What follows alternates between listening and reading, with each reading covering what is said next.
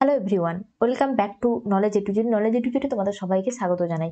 দেখো, ইতিমধ্যেই আমরা রায়মার্টিন তোমাদের ক্লাস 10-এর ভলিউম 1-এর জিওগ্রাফির কিন্তু আমরা প্রথম যে 6টি সেট রয়েছে ফার্স্ট সামেটিভ এক্সামে, সেগুলো কিন্তু আমরা করে নিয়েছি। আজকে আমরা যেটা করব সেটা হচ্ছে তোমাদের ভলিউম 1 ফার্স্ট সামেটিভেরই 7, 8, 9।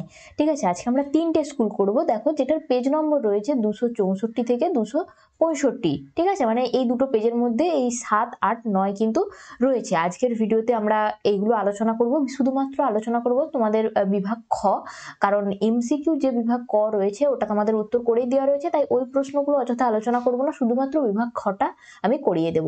তো আমি তোমাদেরকে রিকোয়েস্ট করব তোমরা একটু বই খুলে নাও এবং আমার সাথে তোমরা উত্তরগুলো মিলিয়ে দিতে পারো, কিংবা যদি তোমাদের কারোর না হয়ে থাকে অবশ্যই ভিডিওটা দেখে তোমরা প্র্যাকটিস করে নিতে পারো। চলে আসছি তাহলে আমি প্রথম যে স্কুল রয়েছে 7 নম্বর স্কুলের সলিউশনে। দেখো, বিভাগ খ, বিভাগ খয়ে দেখো 2-এর দাগে প্রথম যে প্রশ্ন রয়েছে না, তোমাদের রয়েছে শুদ্ধ অশুদ্ধ। ঠিক আছে, প্রথম প্রশ্ন দেখো, দক্ষিণ ভারতে গ্রীষ্মকালে আম্র বৃষ্টি হয়, এটা ঠিক। নেক্সট রয়েছে 2-এর দাগে ভারতের মরুভূমি গবেষণা কেন্দ্র রাজস্থানের যোধপুরে অবস্থিত, এটাও ঠিক। এরপরে দেখব পরবর্তী প্রশ্ন, বনভূমির শতকরা উপস্থিতিতে ড্যাশ রাজ্য প্রথম স্থানাধিকার করে, এটা শূন্যস্থান পূরণ। এটার উত্তর হবে মিজোরাম। মিজোরাম। ঠিক আছে, দেখো পরের প্রশ্ন যেটা রয়েছে, ম্যাটার্ন হর্ন পিরামিড চূড়া ড্যাশ পর্বতে অবস্থিত, উত্তর হবে আল্পস পর্বতে অবস্থিত। নেক্সট, পাথুরে মরুভূমি আলজেরিয়াতে ড্যাশ নামে পরিচিত, উত্তর হবে রেগ, রেগ নামে পরিচিত।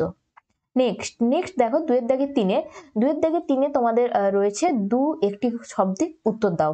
প্রথম যে প্রশ্নটা রয়েছে, পৃথিবীর গভীরতম ক্যানিয়নের নাম কি? পৃথিবীর গভীরতম ক্যানিয়ন হচ্ছে গ্র্যান্ড ক্যানিয়ন।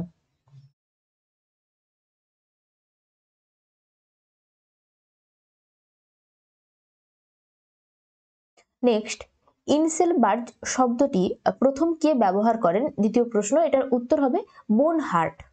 বোনহার্ট, হয়াকার টয়ের।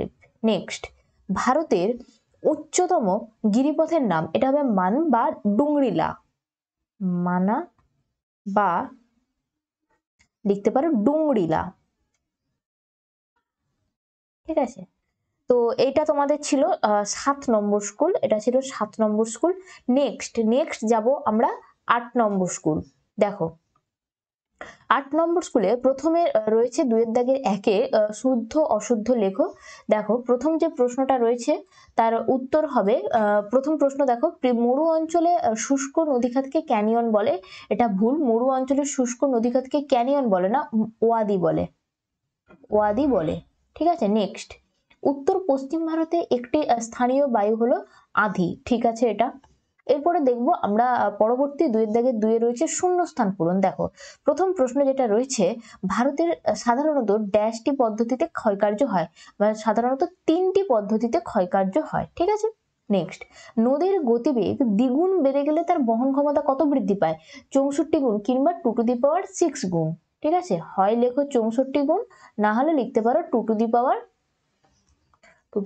6। ঠিক আছে, গুণ বৃদ্ধি পায়। নেক্সট, 3-এর দাগে কৃষ্ণ মৃত্তিকার অপর নাম, খুব ইম্পর্টেন্ট, এটা হবে রেগুর মৃত্তিকা। এর আগের ক্লাসে কিন্তু আমি এটা বলেছিলাম যে এই টাইপের প্রশ্ন কিন্তু তোমাদের পরীক্ষায় এসে থাকে। নেক্সট দেখবো 2-এর 3-এ প্রশ্ন রয়েছে, 2-একটি শব্দে উত্তর দাও। ভারতের দক্ষিণতম স্থলবিন্দু কোনটি? উত্তর হবে ইন্দিরা পয়েন্ট।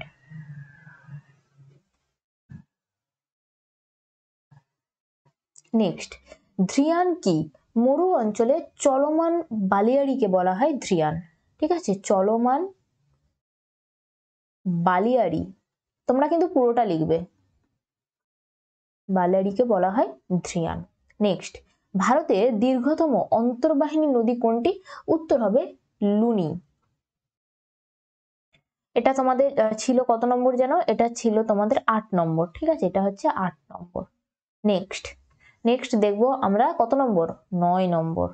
দেখো, বিভাগ খ, যেখানে প্রথম রয়েছে তোমাদের শুদ্ধ অশুদ্ধ রয়েছে। প্রথম প্রশ্ন যেটা রয়েছে, লোকটাক হ্রদ মণিপুরে অবস্থিত, এটা ঠিক। নেক্সট, ঝুলন্ত উপত্যকায় জলপ্রপাত গড়ে ওঠে, এটাও ঠিক। নেক্সট রয়েছে 2-এর দাগের 2-এ শূন্যস্থান পূরণ করো, যেখানে প্রথম প্রশ্ন রয়েছে জলবায়ু পরিবর্তনে সুন্দরবন অঞ্চলে বাসস্থান ত্যাগকারী মানুষদের পরিবেশগত ড্যাশ বলে। এই উত্তরটা আমার জানা নেই, সে কারণে আমি এটা করাতে পারলাম না। নেক্সট দেখবো অথবা দিয়ে প্রশ্ন। দেখো অথবা দিয়ে যে প্রশ্নটা রয়েছে, বোধিধৌত সমভূমিতে কেটল জলপূর্ণ হলে তাকে কি বলে? তাকে বলে কেটল হ্রদ, যেখানে বরফ গলা জল জমে এই হ্রদের সৃষ্টি হয়। ঠিক আছে। নেক্সট কৃষ্ণ মৃত্তিকার ড্যাশ চাষ ভালো হয়, এটা হচ্ছে তুলো, এটা আমরা সবাই জানি। কৃষ্ণ মৃত্তিকার অপর নাম আমরা এক্ষুনি আগের স্কুলে করে এলাম, রেগুড় মৃত্তিকা। আর এই মৃত্তিকায় তুলো চাষ সব থেকে ভালো হয়। নেক্সট 3-এর দাগের চলে আসবো। 3-এর দাগে রয়েছে 2-একটি শব্দে উত্তর দাও, যেখানে প্রথম প্রশ্ন রয়েছে জলপ্রপাতের পাদদেশে সৃষ্ট বৃহদাকার গোলাকার গর্তকে কি বলে? এগুলোকে বলে প্রপাত কূপ বলে।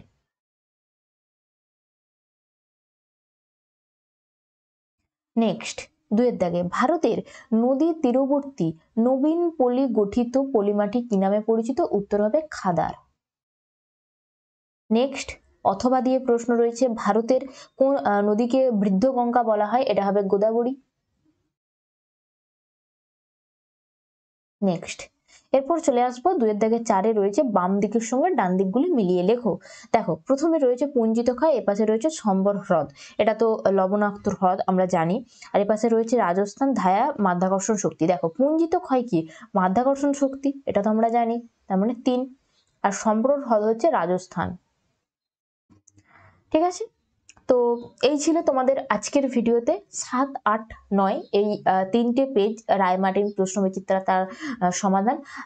আশা করব ভিডিওটা তোমাদের ভালো লাগেছে, এবং ভালো লাগলে ভিডিওতে অবশ্যই একটা লাইক করে দাও। আর আমাদের চ্যানেলে যদি তোমরা নতুন হয়ে থাকো অবশ্যই চ্যানেলটাকে সাবস্ক্রাইব করে নাও, এরকমই পরবর্তী ভিডিওর আপডেট কিন্তু খুব দ্রুত তোমরা পেয়ে যাবে। চলো দেখা হচ্ছে নেক্সট ভিডিওতে।